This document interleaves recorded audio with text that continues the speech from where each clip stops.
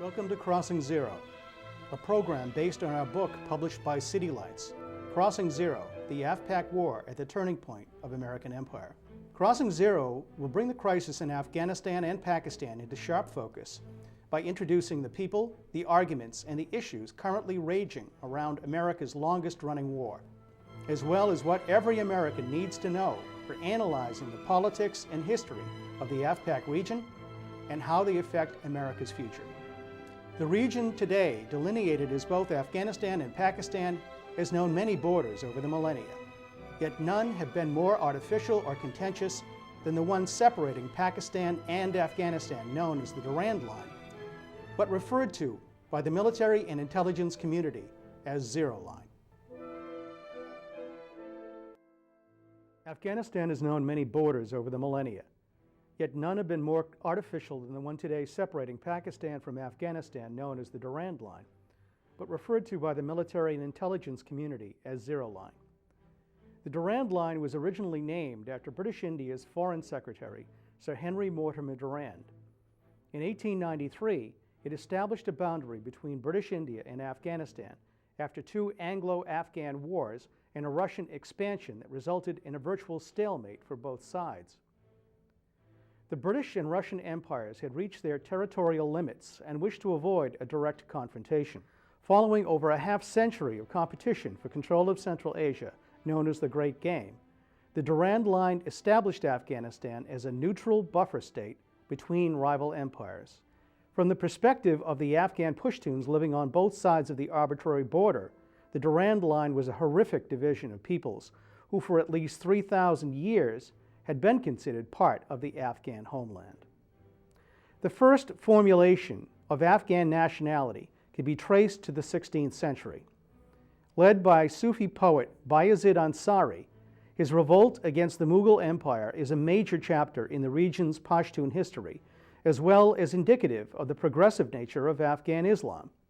Ansari's primary goal was to create a nation with equality between men and women. Prior to British invasions of the mid-19th century, Afghans were welcoming to European visitors. They expressed an open tolerance towards Christians. East India Company political officer Alexander Burnes wrote in 1832, quote, "The people of this country are kind-hearted and hospitable. They have no prejudice against a Christian and none against our nation." End of quote. This changed when 15,000 British and Indian troops attacked in 1839 in the first of three attempts to incorporate Afghanistan into the British Empire. Misjudging the Afghans' determination to expel the invaders, by 1841 the British occupation was doomed. The military retreat resulted in the greatest defeat in British history. Despite an official rebuke from London for the invasion, a similar mistake was repeated in 1878 when 35,000 British troops attacked again. The British attack initially appeared successful. A hasty agreement forced the Afghans to surrender districts bordering India and gave the British the authority to negotiate Afghanistan's borders and foreign policy. But by 1880, the British began to fear that history was repeating itself and invited a popular Afghan leader, Abdur Rahman Khan, to assume the throne. Known as the Iron Amir, he set the foundations for a modern Afghan state. The Amir always contended that he could control the tribes better than the British, but under protest he was forced to accept British-imposed borders. In 1893, the British Foreign Secretary for India, Sir Henry Mortimer Durand, imposed an artificial borderline between India and Afghanistan down the middle of the Hindu Kush. Following Abdur Rahman's reluctant acceptance of the Durand Line in 1893, Britain then created a threefold frontier of separation from Russia's South Asian Khanates. The conquered territory on the eastern side of the Hindu Kush Mountains was broken up into 5 tribal regions under the direct control of the British government in Delhi. The Durand Line officially deprived the Amir of land east of the Hindu Kush and of the most strategic mountain passes west of it. The line had a profound effect on the development of Afghanistan's culture and economy by cutting Afghanistan's access routes to the Arabian Sea through Baluchistan, leaving the country landlocked and dependent on the British Empire. On the British side of the border, severe penal laws known as the Frontier Crimes Regulations were reenacted in order to control the population. These laws were adapted from English laws introduced into Ireland in 1366 to stop the Anglo-Norman population from intermarrying with the native Irish. The frontier crimes regulations are to this day administered by a political agent who retains absolute feudal powers as the judge, jury, police chief, warden, district magistrate, and public prosecutor. The Anglo-Russian Entente of 1907 ended the Great Game for Central Asia by dividing Persia into three zones: British in the south, Russian in the north, and a neutral buffer zone in between. But then in 1919, Afghanistan's Emir, Amanullah Khan, declared a holy war of independence from Britain. He provoked an uprising on both sides of the border that resulted in the Third Anglo-Afghan War that ended with the signing of the Treaty of Rawalpindi on August 8, 1919. Despite guaranteeing Afghanistan's independence, Britain refused to renegotiate the Durand Line. King Amanullah then pushed ahead for modernization, and by 1923 had instituted Afghanistan's first constitution, which guaranteed universal suffrage, civil rights to minorities, established a legislative assembly, courts, penal, civil, and commercial codes. He prohibited revenge killings and abolished subsidies for tribal chieftains and the royal family. Even though support for his modernization efforts was growing, Amanullah's reforms were doomed because of Afghanistan's colonially starved economy, which lacked the capacity to meet the demands of most social, political, or economic growth. Throughout the 20th century, Afghanistan's political options remained severely hampered by this lack of economic development. With the departure of the British from the region after World War II, Afghanistan hoped to cultivate an alliance with the United States. Instead, the creation of Pakistan in 1947 only furthered British colonial policy, pitting tribe against tribe while honoring the artificial colonial boundaries that kept the region in constant conflict. The Durand Line had been devised in 1893 to provide Britain with a buffer zone against the territorial advances of Russia.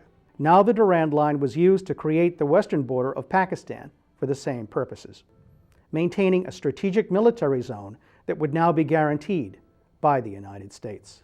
By 1973, the legacy of Afghanistan's colonial boundaries, its inability to satisfy the needs of its population, and the lack of a political or economic infrastructure to manage the country's advancement hobbled King Zahir's efforts to advance modernization. When former Prime Minister Mohammad Daoud staged a palace coup against his cousin the king, there was little protest. Daoud immediately encountered the same problems whenever he questioned the legitimacy of the Durand Line.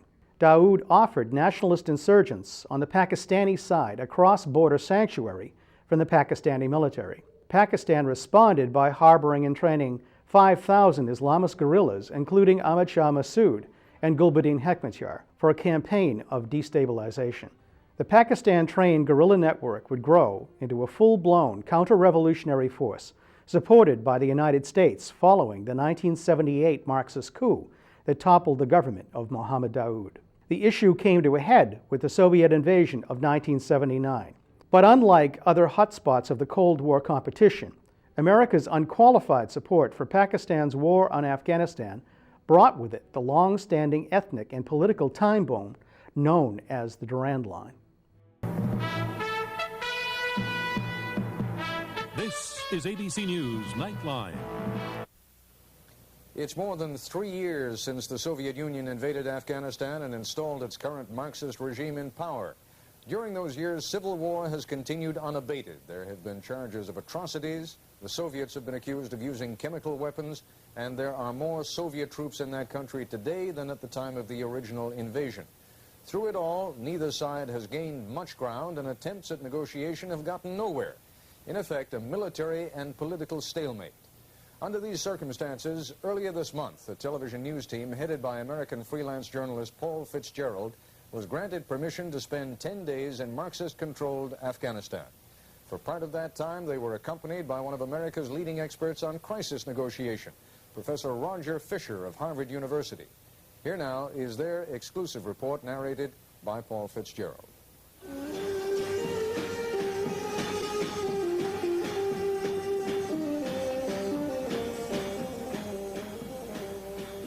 One of the things about Afghanistan, I think it is both the most appealing and the most stunning to an American particularly, is the fact that it is probably one of the most untouched places in the world.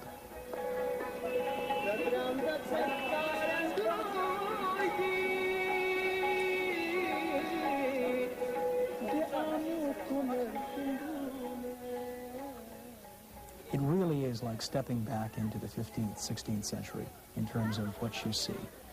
Women in chattery, as an example.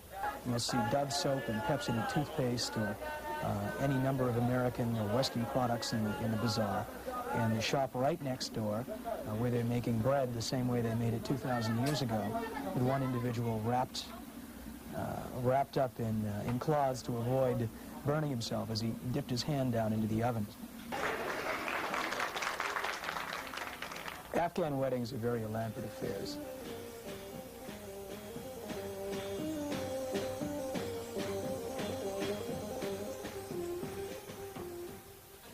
When you look up on the hillsides and you see those villages there, and you look up at the wall that surrounds the city that was built 500 or 600 years ago to protect against invaders, you begin to get a feel for what life is really like there, and how very little life has changed in the last 1,000, 2,000 years.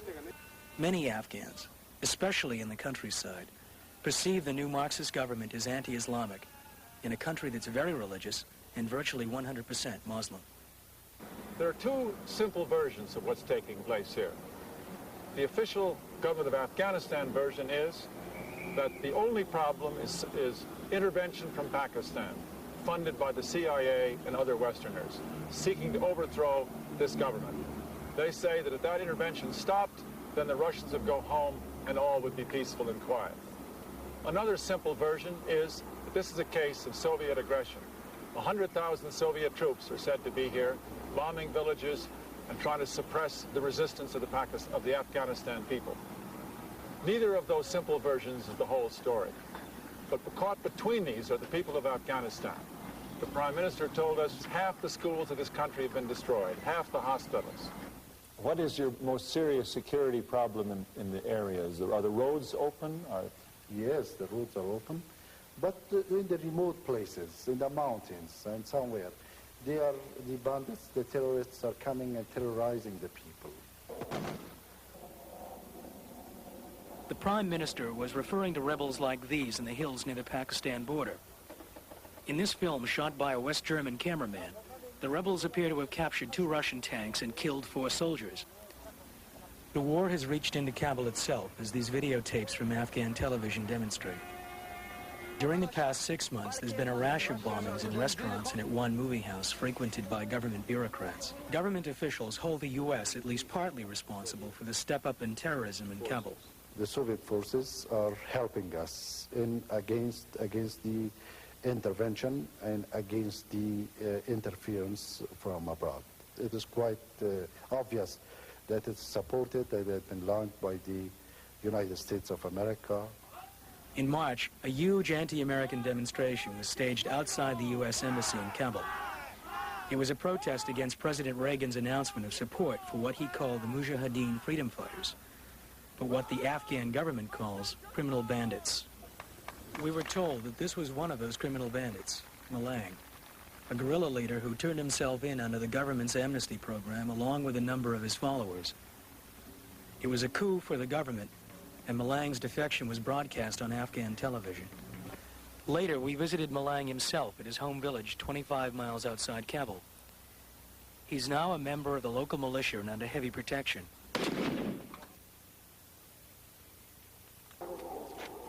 We were then taken to the village school, which we were told had been bombed out by guerrillas.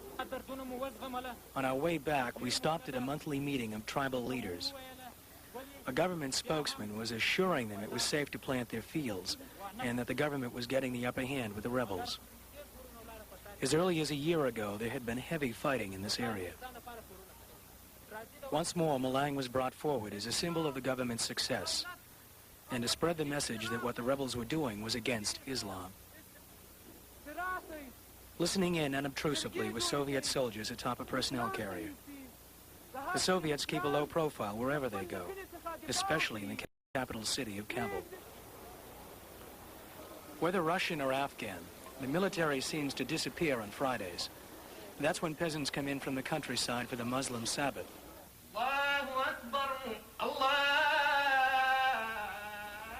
The present Marxist government appears to be doing everything it can to dispel the notion that it stands for godless communism, or that it rejects the old Islamic values.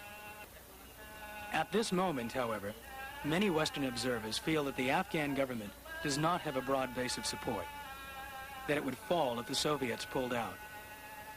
And there are those who feel the Soviets would like to find a dignified way of disengaging themselves from what some call a Russian Vietnam. This is Paul Fitzgerald for Nightline. Throughout the 1980s, as American and Saudi Arabian aid increased, the military government of Pakistan, Zia-ul-Haq, grew more extreme in its support for Islamization and radicalizing the tribal areas. Following the Soviet pullout in 1989 and the American refusal to help establish a broad-based Afghan government, rebel groups led by Gulbuddin Hekmatyar and Ahmad Shah Massoud continued to battle for control, first with the remnants of the Marxist Afghan government, and then with each other. It was Hekmatyar's failure to secure control of Afghanistan that led to the next major development in the Afghan war, the Taliban. Disguised as an indigenous Afghan movement as a cover for Pakistan's military involvement, the Taliban would appear to rise from nowhere. Not really. Pakistan's president, Asif Ali Zardari, now admits the Taliban was a creation of Pakistan's military intelligence, the ISI, and the U.S. Central Intelligence Agency. On the heels of Pakistan's failure to control Afghanistan through Gulbuddin Hekmatyar, the Taliban represented an entirely new and alien form of Islam, cobbled together from strains of the Saudi Wahhabi sect and the 19th century Puritan Deobandi school. Throughout the 1990s, their growing control over Afghanistan played directly into Pakistan's military plans and its need to maintain Afghanistan as a strategic military asset in its ongoing conflict with India. Known for their unusual practice of a hybridized and severe Sharia law, for their overt revulsion and abuse of women, and their alliance with Osama bin Laden, the Taliban were courted by certain U.S. government representatives throughout the 1990s. Not until the 1998 U.S. Embassy bombings in East Africa and the bombing of the USS Cole in 2000 did their support for bin Laden and his Arab al-Qaeda fighters become a liability. Pakistan played a very key role. Pakistan was a frontline state during the battle against the Soviet occupation. Pakistan and many other countries also felt threatened that perhaps with the communist superpower on their borders, Pakistan could be the next domino to fall. So Pakistan did join the resistance against the Soviet occupation of Afghanistan. But rebuilding Afghanistan has been hampered from the start by the West's continued tolerance for warlordism at the expense of the civil society that existed before the war. Rob Schultheis, the Time magazine correspondent who traveled with the Mujahideen, explained some of the persistent misperceptions about the role of warlords in Afghan society. How did warlords become so autocratic? Well, they're a totally un-Afghan phenomenon, and they were founded on an economy that was destroyed, so that people are so desperate that people can pay them to do things they wouldn't normally do. But that's never happened here before. And you talk to Afghans, and to them it's like we have warlords in America suddenly. Would you call that a direct result of the crisis that started in '79? Oh, absolutely. I mean, there were never warlords or anything like that before. You never had some feudal. I mean, 3/4 of Afghan farmers owned their own land before. Before the war, at least, maybe more according to Dupree. And that still leaves some impoverished people in urban, and also landless farm workers. But I mean, that's for a country like this is really amazing. Prior to the Marxist coup that put Afghanistan at ground zero in the Cold War, Afghanistan had experienced a slow but steady progress towards power sharing and democratization. Women's rights, including the right to vote, had been granted in the 1920s, and though rural villages maintained traditional customs, Afghanistan's cities witnessed a rapid growth that fueled demands for modernization and broad social change. The extremism fostered by the war against the Soviets was as much a war against this social change as it was against the communist state apparatus. And as the war ground down the countryside, 100 years of progressive reforms went with it. Now Afghanistan must be taken back to the basics, but for many in the West who know only of the war against the Russians, conveying a complete picture of the Afghanistan that was lost is a frustrating exercise. I was so desperate to get atrocity stories out, but stories of what I saw of suffering and human rights violations, that there were several reporters over here who specialized in reporting on the Mujahideen from the very conservative point of view, who faked footage and fake news footage and stuff like this, and so they got a huge marquee for their work. They're people who had that market sewed up. So if you were actually trying to do something real and cover these things, it was somewhat harder. People aren't dealing with some of the important issues, but and one of the reasons is because they're complicated, and in a lot of ways, and the American public has not been really educated in such a way in the last generation or so to really start understanding some of these nuances. And so things get oversimplified. The women's issues, the burqa and all that, things get oversimplified. The status of the country, the terrorists, half of the Taliban is running around still in the country and is back to farming or whatever. Do you send them to The Hague for war crimes, or do you just let them get back on with their lives? All these kind of issues are difficult to understand even from an American point of view, and I think that makes it hard to really convey what's going on here, and to really somehow report from here in ways that really make people back in the States understand in a good way what's happening.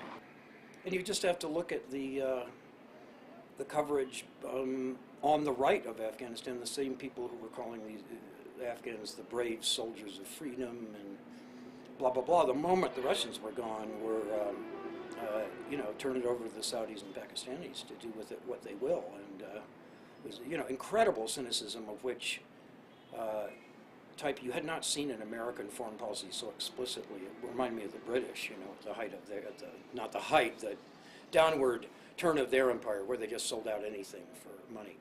Yeah, they're just events here that I don't understand, and it's hard to sort things out, and journalism kind of demands you write things simply and clearly, and things aren't simple and clear, so it's very hard here.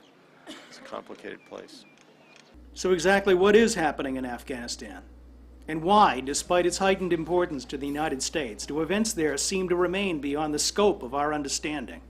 There had been this kind of consciousness on the part of reporters that was fed to the American people as kind of a post-New Deal or Rooseveltian ideal, Wilsonian, Rooseveltian, and that's all gone now. So now people are taught this very cynical view of the world by journalists, and journalists pride themselves today on it would be almost better if they were all like buried in the wall of the Kremlin, or something, than what they're doing now, because now they're determinedly not only cynical, but they're unattractively cynical in that they're also greedy. And if you're cynical and not greedy, that's kind of neat, but if you're cynical and you are trying to make money and go to Hollywood, it's considerably less attractive. So I think this is only one story that's been victimized by this phenomenon, but it's certainly the most dramatic. 20 years ago, when Russian uniforms graced the streets of Kabul instead of American, Afghanistan loomed large on the radar. But the Cold War images that kept America enthralled disguised Afghanistan's long struggle to become a modern nation. Slowly emerging over centuries with an economy largely supported by the central government, the war in Afghanistan crippled an economy already devastated by years of drought and low-intensity warfare waged over the border from Pakistan. Aimed first at schools that educated women, the radical assault on all things modern pitted family member against family member, and over a series of years wore down the fragile state of ethnic tolerance that had been established over centuries by the reigning dynasty. As radical Islamic warlords replaced tribal chieftains and mullahs as regional leaders, Afghanistan returned to a state not known since the days of Genghis Khan, and with the aid of numerous outside supporters, remained that way until the American bombing campaign drove the Taliban from the scene. Following the U.S. invasion of Afghanistan in 2001, Al-Qaeda and the Taliban fled over the Durand line to Pakistan and found safe haven. After abandoning its Afghan war to fight in Iraq in 2003, the U.S. paid Pakistan $15 billion to kill or capture al-Qaeda leaders and stop Taliban infiltration back over the Durand line. But instead of fighting the Taliban, Pakistan's President Pervez Musharraf bolstered the Taliban's networks while diverting billions to Pakistan's perpetual military preparations for war with India. The Obama administration's decision to engage Pakistan on an equal footing with Afghanistan emerged only after Washington finally accepted that Pakistan's ISI was aiding the Taliban in their cross-border war with U.S. and NATO forces, and that Pakistan was on the verge of caving in to Taliban extremism. On March 27, 2009, the administration made the AFPAC plan public. The five-point plan reflected the importance of stabilizing both Afghanistan and Pakistan by 1. Disrupting terrorist networks in Afghanistan and Pakistan to degrade any ability they have to plan and launch international terrorist attacks. 2. Promoting a more accountable and effective government in Afghanistan that serves the Afghan people and can eventually function, especially regarding internal security, with limited international support. 3. Developing self-reliant Afghan security forces that can lead the counterinsurgency and counterterrorism fight with reduced U.S. assistance. 4. Assisting efforts to enhance civilian control and stable constitutional government in Pakistan and a vibrant economy that provides opportunity for the people of Pakistan. 5. Involving the international community to assist in addressing these objectives for Afghanistan and Pakistan with an important leadership role for the United Nations. There was little agreement over whether the plan offered any real solution. Then in April, the Council on Foreign Relations' Daniel Markey recommended an alternative idea, labeling the plan from AFPAC to PAC-AF. Markey shifted the entire focus away from helping Afghanistan to helping Pakistan continue what it had been doing for the previous 8 years under the Bush administration, except more so. Markey proposed that in addition to downsizing the burden on the United States, the responsibility for Afghanistan should be offloaded to other donors or shifted away from Afghanistan altogether and back towards Pakistan. According to Markey, U.S. efforts should be focused on winning the trust of Pakistan's military, its intelligence and civilian institutions, and not wasted on expanding U.S. military, diplomatic, and aid assistance to Afghanistan. Instead of fixing a failed Afghan policy, Markey's thinking reflected Washington's proclivity to favor Pakistan. Washington's policy had been to look the other way while Pakistan developed its nuclear arsenal in the 1970s, and to grant Pakistan's military carte blanche in supporting terror groups in the 1980s and 90s that created al-Qaeda and the Taliban, and to ignore these terror groups as they grew. The Bush administration had even looked the other way when these terror groups fled Afghanistan following 9/11 and ignored their resurgence with the help of Pakistan's military government. Today, this policy continues with a regular promotional campaign aimed at negotiating so-called moderate Taliban into the Afghan government. But can there really be such a thing as moderate Taliban? Or is that simply another invention of a foreign policy establishment bent on meeting the needs of a variety of special interests at the expense of the Afghan and Pakistani people? The Taliban were created by Pakistani ISI to force a Pakistani-friendly government on Afghanistan. The Pakistan lobby, which included Charlie Wilson, has been at work on an Islamist agenda since 1973. A recent BBC poll of Afghans revealed that only 6% want the Taliban back, yet Washington still promotes this as a solution to a worsening military and political situation. An op-ed in the February 17th Boston Globe by U.S. Representative Stephen F. Lynch from Massachusetts, titled "The Price of Appeasing the Taliban," framed the true nature of the ongoing game being played on the Afghan people. To quote from the article, "The Taliban is a violent and oppressive regime that has given support to al-Qaeda and employed brutality against the general population, especially against women. The Taliban has massacred ethnic minority civilians and used rape as a tool of intimidation. It has burnt hundreds of schools to prevent the education of girls. It has stormed schools that teach girls and has beheaded teachers as horrified children watched. I recently met with female members of the Afghan parliament who were angry with Karzai, who had proposed the Taliban appeasement plan in London without getting the input of women in Parliament. They said they fear for the women of Afghanistan, their basic rights of free speech, their freedom of travel, freedom of association, and voting rights. These women said that they respect the United States, not merely for its economic success or its military power, but for upholding individual rights for all of its citizens. This, they said, is the intoxicating idea of America. End of quote. As a member of the House Subcommittee on National Security and Foreign Relations, Representative Lynch has stated the facts about the Taliban with a clarity rarely heard in Washington. In fact, according to counterterrorism expert Andrew Exum of the Center for the New American Security, Washington's war in Afghanistan is only about military tactics and not about political strategy at all. According to Exum, quote, America's counterinsurgency war in Afghanistan has focused more on waging war at the operational and tactical level at the expense of the strategic and political levels. As a consequence, the United States and its allies have not thought rigorously enough about how U.S. and allied interests might not align with those of the Afghan government. Exum uses John Paul Van's description of the Vietnam War to illustrate that without developing a political and economic strategy in a, quote, political war, no amount of indiscriminate killing, especially from the air, can hope to achieve anything but failure. The U.S. faces the ultimate test as it crosses the zero line and becomes more embroiled in Afghanistan and Pakistan's internal politics. Since World War II, the U.S. has invested its political will in building an unquestioned military superiority. But despite that superiority, the one weapon it appears to need to fulfill its AFPAC policy is the one it now does not have: the political and diplomatic skill necessary to bring the war to a successful conclusion for the Afghan and Pakistani people. In crossing zero, the United States has crossed a threshold where its capacity for violence undermines its own capacity to achieve victory. The turning point, where the purpose of the force it has created has reached its own undoing.